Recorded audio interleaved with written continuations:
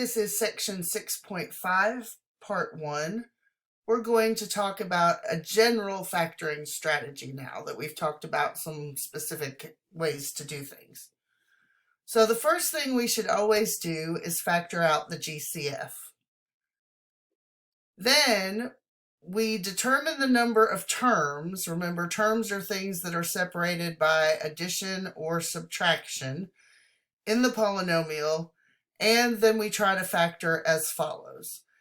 If there are two terms, do we have either the difference of two squares, the sum of two cubes, or the difference of two cubes?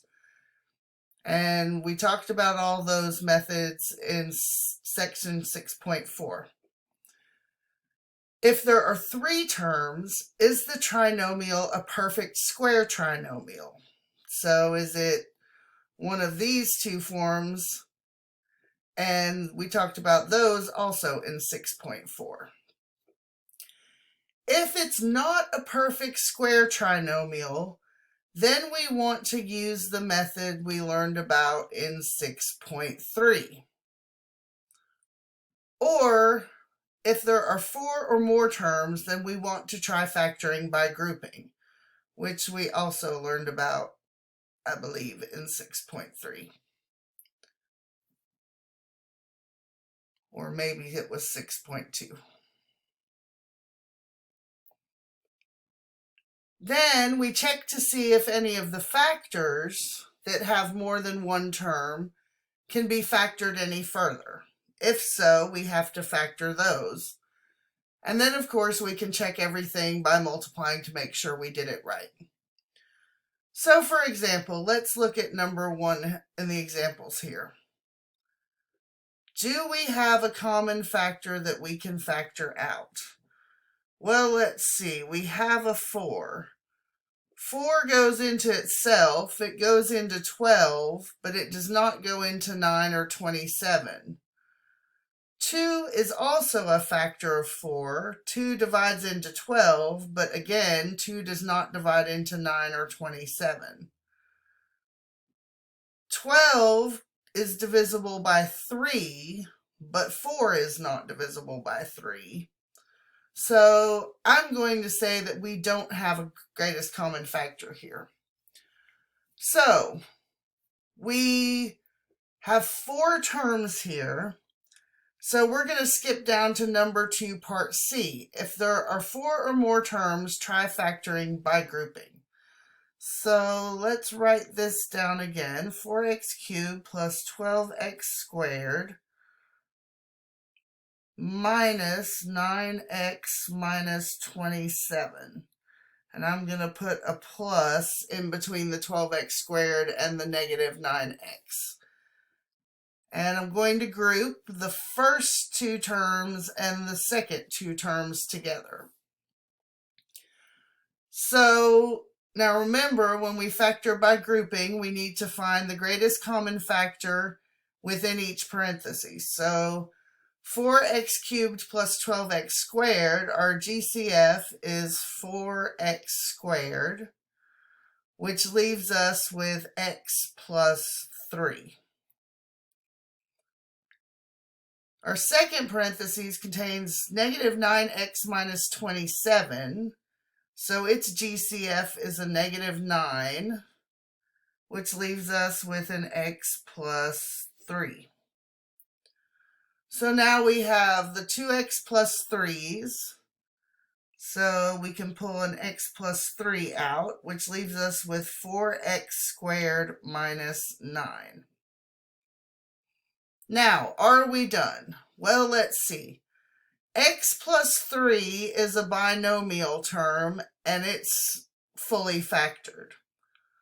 4x squared minus 9 is a binomial term, and it just happens to be a difference of 2 squares.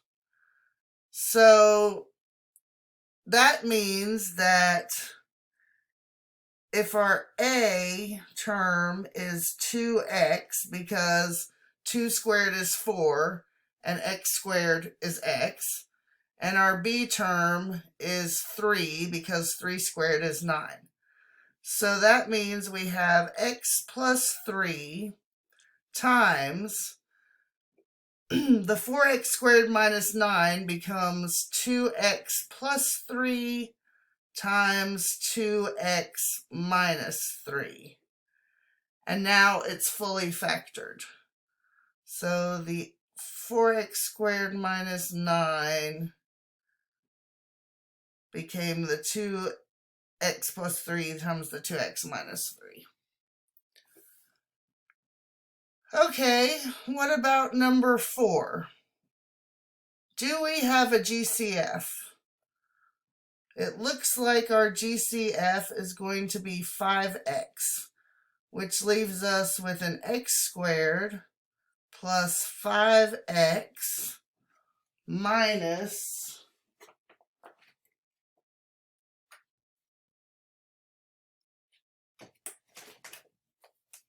5 into 70 is 14, I believe.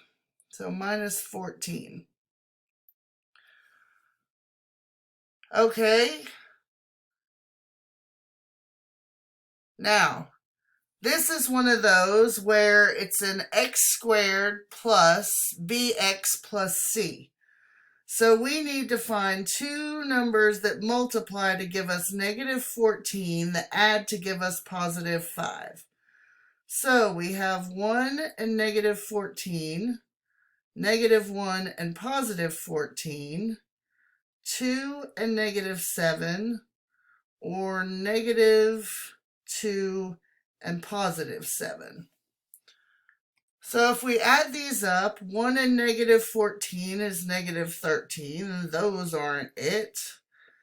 Negative 1 and 14 gives us positive 13. We're looking for a positive 5, so those aren't it. 2 and negative 7 give us negative 5, so they're not it. So we need the negative 2 plus 7.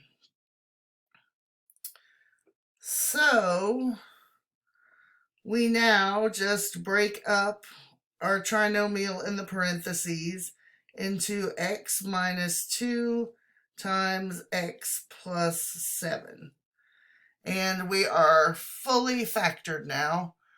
I will leave you to go back and check and see that that's the same.